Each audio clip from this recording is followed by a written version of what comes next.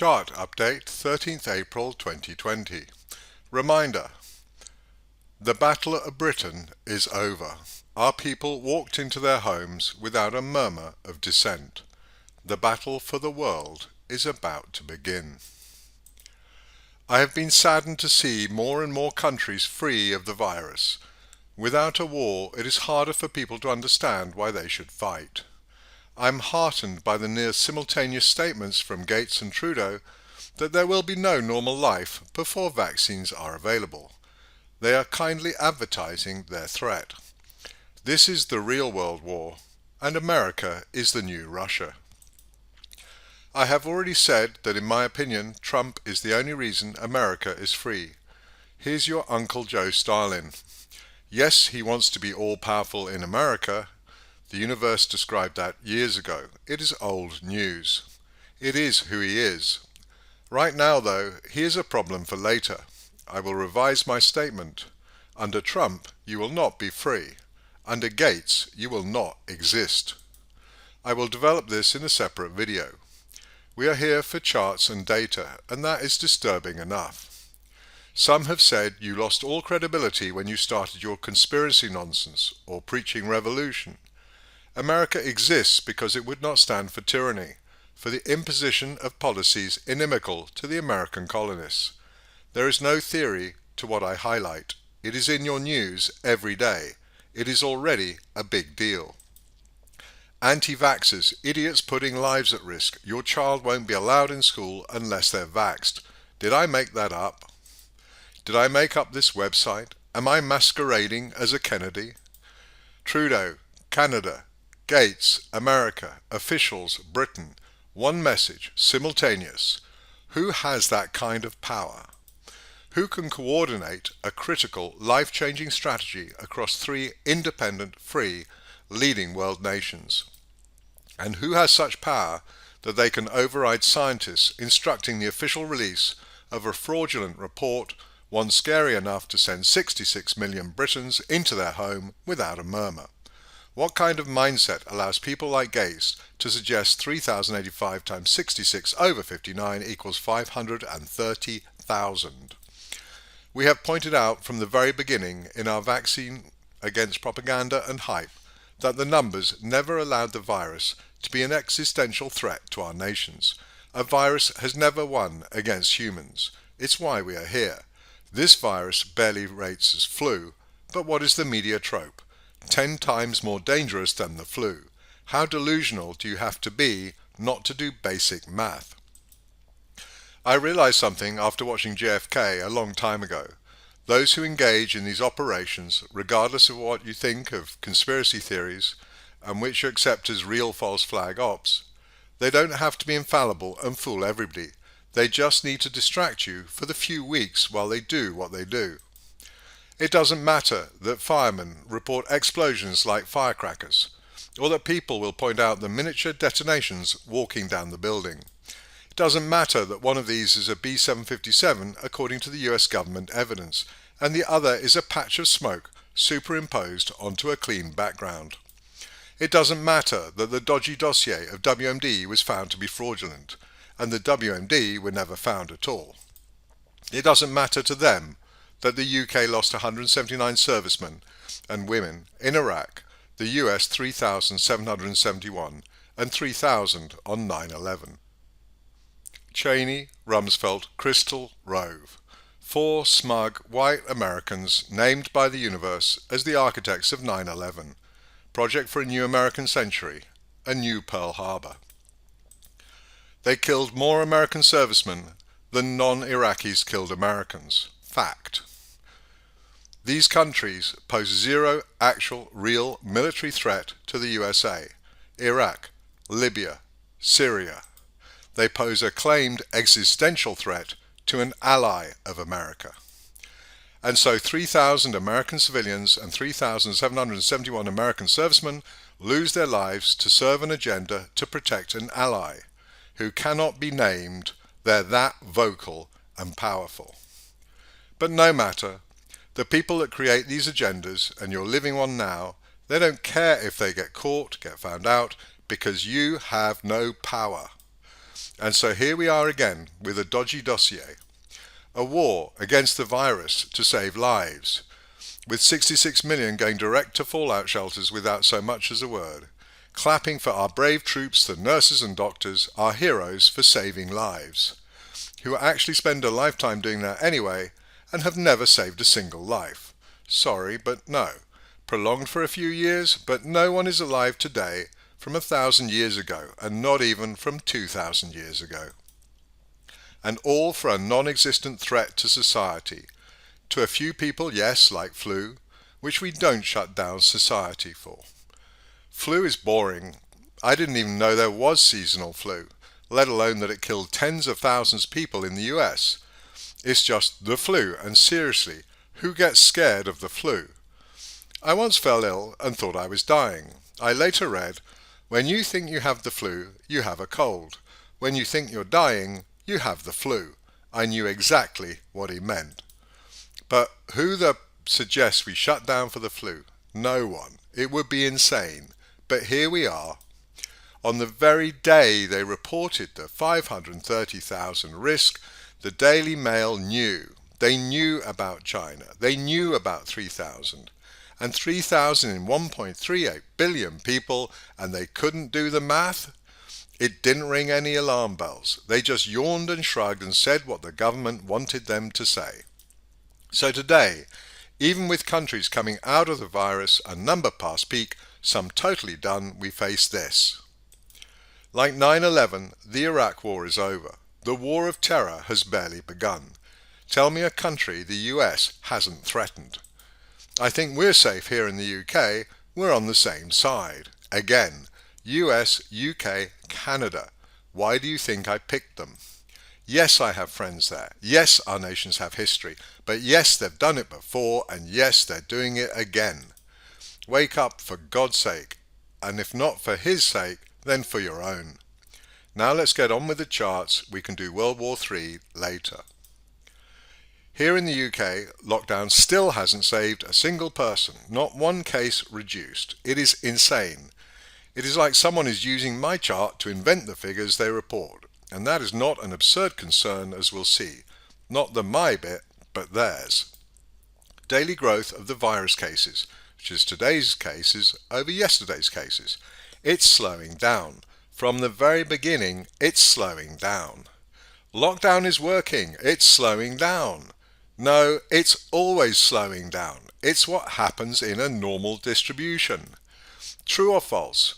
5 of 10 patients who took pill number 3 experienced a drop in fever. Pill number 3 is effective in 50% of cases. I'll give you a moment.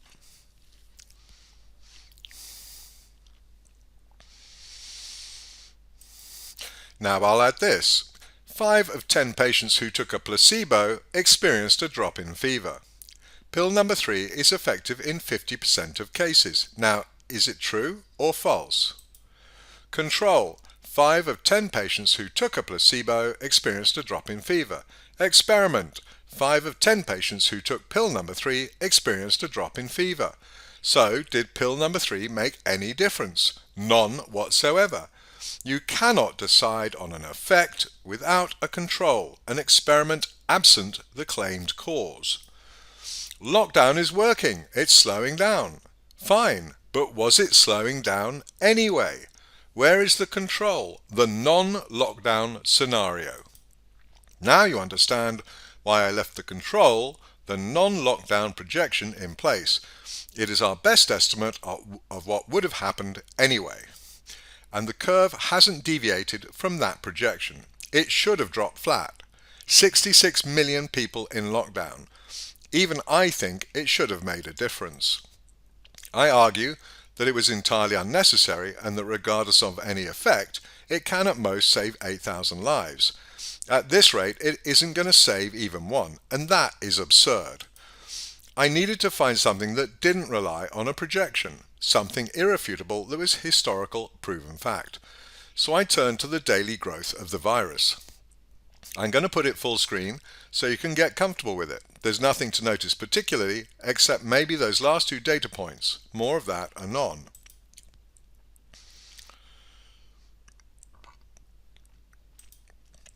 It's pretty obvious I've nailed it in terms of containing all of the data points except those at the beginning and those at the very end. It's declining, sloping down, and contracting, narrowing, and headed for the value 1.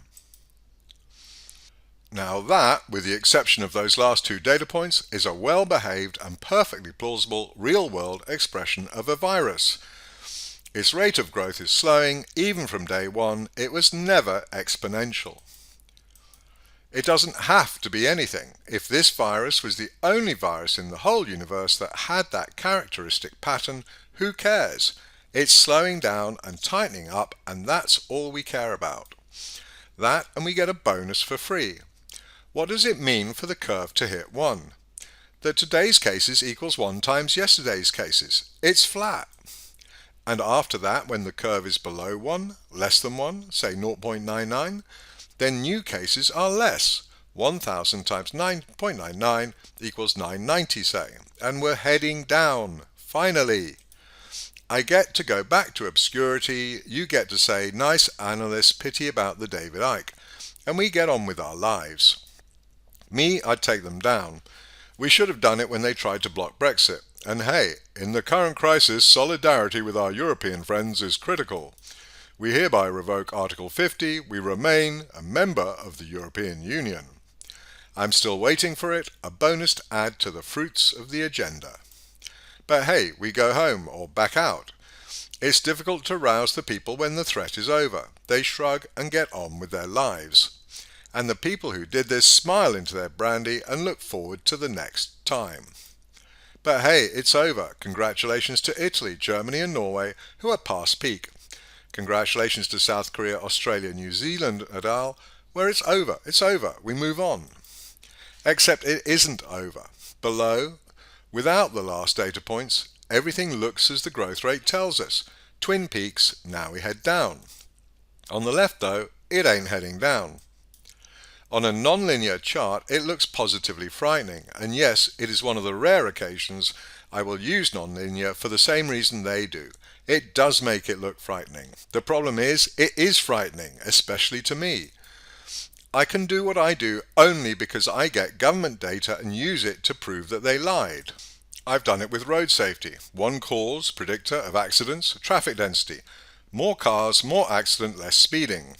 Less traffic, fewer accidents, more speeding. Speeding is an informed decision and is a symptom of safer driving conditions, not a cause. I've done it with 9/11. That's a Boeing B-757 heading for the Pentagon about to explode. Except it's not. It's a patch of smoke superimposed on a clean background to replace an embarrassing image. And I've done it with COVID-19, analysis to show the government exaggerated the risk 150 times to get us into our homes, and it worked. Charts to show we're not and never were headed for 530,000 deaths, UK 2.2 million in the US. Debunking exponential, highlighting curlover, at which point the crisis is over. The virus will continue, but not as a threat. But if the government changes the narrative, invents data to suit its purpose, it's all over. If they decide it's too early to go home and start reporting false data, data that violates a previously perfectly rational trend, data that shows a virus going wild when before it was perfectly contained in the channel, that's not a wild virus. The virus is a microscopic and dumb biomachine. It's boringly normal. Literally normal. Normal distribution, says the infamous Imperial College report. That's what those curves are, normal distribution curves. So named because they appear everywhere, like vehicle speeds, human heights, everywhere. Normal. Normal and its cousin log normal, like the South Korea experience. So perfect it's an art form. Normal, normal. Normal in theory, normal in practice, normal in South Korea, normal in the UK, until those last few data points. And suddenly, just like that, we're not going home or are staying home. The Telegraph, a non-government source, did its own analysis instead of listening to yet another government announcement, and accurately predicted a peak between April 11th and 14th, a peak that happened with new case growth hitting 1.056 on the 11th, 0.965 on the 12th, Perfect job, Telegraph, well done. Except peak got cancelled. Headed down, perfectly, peak, thank you very much, and bang, the last 3 data points to the 12th show it rising like a rocket out of the channel, away into a huge new surge of cases. Maybe someone decided they didn't want us out of our homes, like the UK Chief Medical Officer of 530,000 deaths fame. 8 weeks more, he says. Doesn't he have this data? The Telegraph does, I do. 8 weeks, that's insane. Where did that come from? Maybe the same place as his original 530,000. But this is nonsense. No one would lie about something like that. Who would want to prolong the misery when we could be getting on with normal life? There will be no return to normality, not until coronavirus vaccine is available, Trudeau says. He's Canadian, who cares? Sorry guys, but seriously, this is our lives. We want our normal lives back. Things won't get back to normal until we have gotten a vaccine out to the entire world. Bugger off. And hasn't America done enough damage, sadly, with our help? We're British. We want normal. UK will have to live with some restrictions until coronavirus vaccine is developed, say officials. Normal life will stay on hold until a virus vaccine becomes available in about 18 months, officials have said. At least they're kind enough to tell us precisely what they have in mind.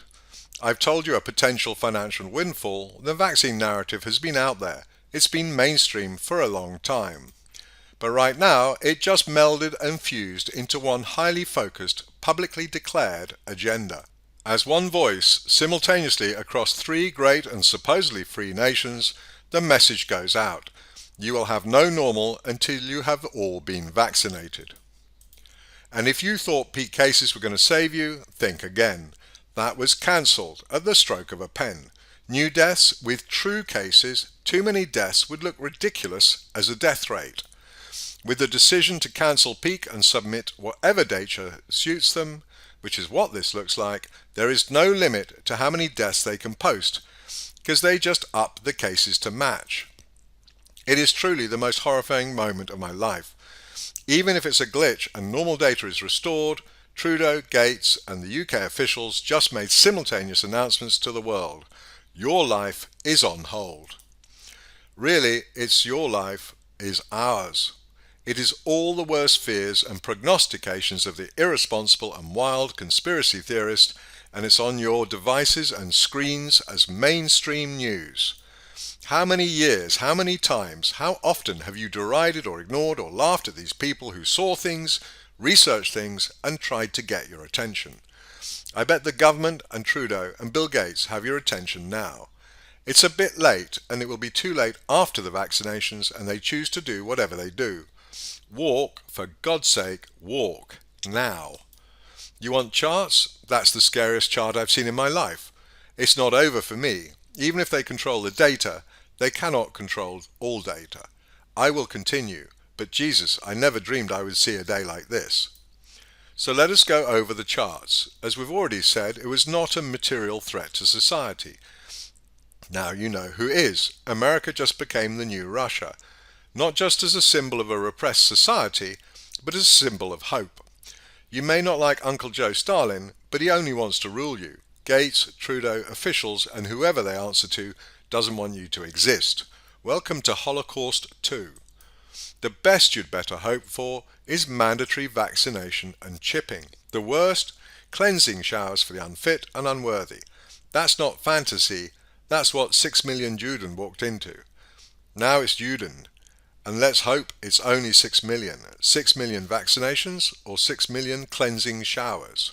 And did Bill Gates say 6 million or target anyone in particular? Being human is enough for him. That's not 6 million. That's 6 billion. Appropriate perhaps for a time when a millionaire is nothing. It's billions that count.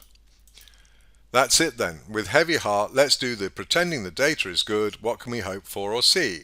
Italy, fine, done, out. Congratulations. UK, you've heard it. I cannot now, until I see evidence of normality, i.e. a prompt reversal to peak and below, treat the chart as real. Lockdown no effect?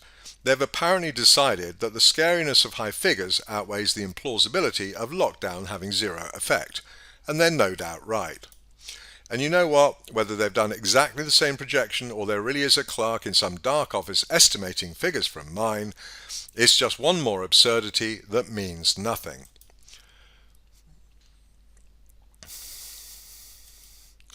Germany, Norway, Sweden, all fine, and you've seen the post-peak curves earlier.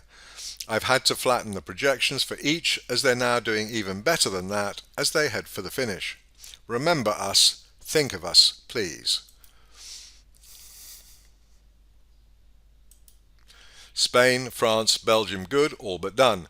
Ireland not good. Where did that acceleration come from? Double checking, yes, the number is real, for what that's worth. Portugal, Switzerland, Austria, Denmark, all good. Portugal could be better. Austria is done. Switzerland and Denmark finishing.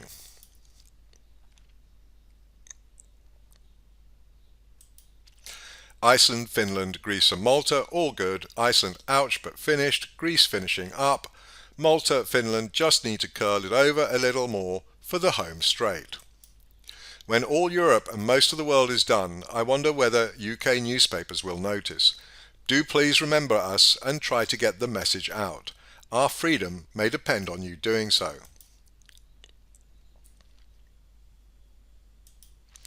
Netherlands, Poland good, Poland at an excellent level. Russia and Turkey climbing hard, not good. Anytime now, fellas, let's see it curling over, please.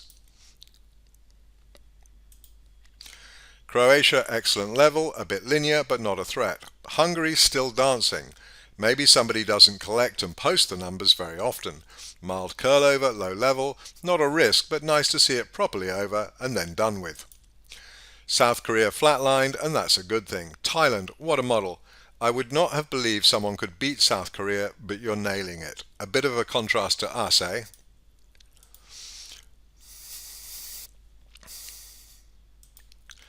Japan, wrong way and accelerating. Still low level, but still, come on guys. Of all people, I'd have put bets on a nice, clean experience. Sumimasen, down please, arigato. Et to Singapore, at an even higher level. Dense, compact environments, anybody? Oz and New Zealand done, done and done. When you're done with your politicians, maybe remember us and come and sort out ours. One hint, check first. They may have been overcautious, but unless you've got the vaccine threat, they may not have been New World Order malign. Your call. Vietnam, you seriously need to send that to Trump. Those numbers are so slight it's embarrassing. If they're real and hey, why not, then congratulations. Iran, comfortable, but time to let it fade out. I don't know whether all these countries are lying, including Oz and New Zealand, that are doing so much better than Hubei. Any trolls listening?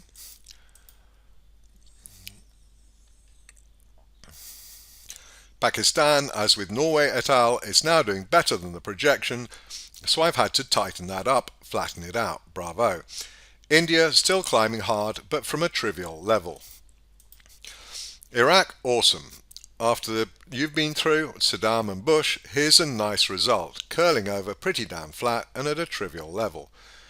Meantime, we're going to have to bail out our own people. Karma sucks, huh? UAE, curling gently, still in a hard climb. If the curl continues, should be clear by Hubei levels maybe. Let's see how it goes.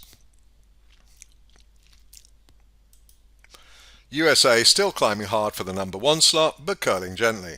I suspect you'll take Italy, but not Spain or Iceland. Sorry guys, you'll have to settle for bronze. Canada, Israel, sensibly settling for a comfortable life. Get your strength up, Canada. Trudeau's coming for you. Brazil, not bad, certainly not concerned, still living it at the moment, not into the final stretch. Clap for Brazil's president, who gave the finger to social isolation and the New World Order orders. It may not have a long life, but bless and honour him for that.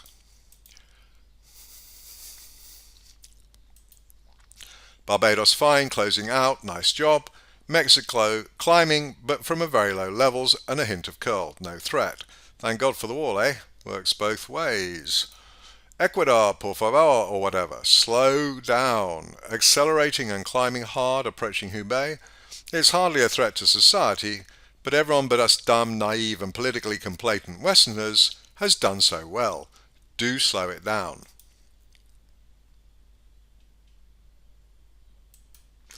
Essay in Algeria, both gently linear at very low levels. Not serious, but not getting over it either. Curl over, please. That's it. Well, the motto for the day seems to be, borrowing and amending an old bumper sticker, you're not paranoid, they are out to get you. While I remember, I do love this bit. Survey reveals that 9 out of 10 Britons are observing stay-home advice. Wir danken alle Juden. 9 aus 10 Juden befolgen Reisenanweisungen. All you then, please follow directions to the vaccine stations. I'm still Andrew Mather, a 60-year-old Brit, mathematician, financier, technologist, husband, biker, pilot, healer, whatever. Right now, I wish I was a reporter. And for the record, the more they do, the more they indict themselves. As long as there are free nations like Brazil, they cannot win. As long as we walk, they cannot win. Our call, not theirs. Feel free to get in touch, andrew@peerlessreads.com or andrew@amather.com. Either should get to me.